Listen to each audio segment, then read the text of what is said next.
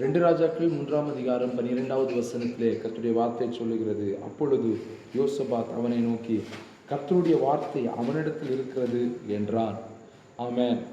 இஸ்ரவேல் ஜனங்களுக்கு விரோதமாய் மோவாபியர் கலகம் பண்ணின போது இஸ்ரவேல் ஜனங்கள் யூதாவையும் ஏதோமியரையும் கூட்டிக் கொண்டு மோவாபியருக்கு எதிராய் அவர்கள் யுத்தத்திற்கு கடந்து செல்லும் போது ஆமென் அவர்களுக்கு தண்ணீர் பஞ்சம் ஏற்பட்டு விட்டது. அவர்களால் ஆமென் குடிப்பதற்கு அவருடைய பிரயாணத்தின் போது குடிப்பதற்கு தண்ணீர் இல்லாத ஒரு சூழ்நிலை ஏற்பட்ட போது அவர்கள் கர்த்தருடைய வார்த்தைக்காய் அவர்கள் எதிர்பார்த்து கொண்டிருந்த நேரத்திலேயே ஆமென் எலிசா மூலமாய் கர்த்தருடைய வார்த்தை வெளிப்படும் என்று சொல்லி அவனிடத்திற்கு போவோம் வாருங்கள் என்று சொல்லி யோசபாத் கூப்பிட்டதை நாம் பார்க்கிறோம்.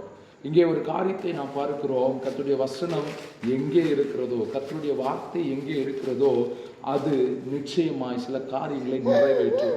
சில அற்புதங்களுக்காக யோசபாத் கர்த்தருடைய வார்த்தையை எதிர்பார்த்து நின்றான். கர்த்தருடைய வாயிலிருந்து புறப்படுகிற வார்த்தைகளை அவன் எதிர்பார்த்தான். இன்றைக்கும் உங்களுடைய வாழ்க்கையிலே சில நன்மைகளுக்காக, சில ஆசீர்வாதங்களுக்காக கர்த்தர் என்ன சொல்லுகிறார் என்பதை வேதத்தை திறந்து கர்த்தருடைய வசனத்தை தேடி வாசியுங்கள். கர்த்தர் உங்களுக்கான வார்த்தையை கர்த்தர் கொடுப்பார். இன்றைக்கு கர்த்தர் உங்களுக்கு கொடுக்கிற வார்த்தை, கர்த்தருடைய வார்த்தை அவனிடத்தில் இருக்கிறது.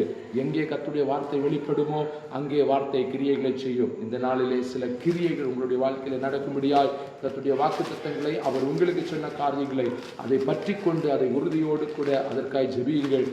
உங்களுடைய வாழ்க்கையில பெரிய காரியங்களை செய்வார். ஆமென்.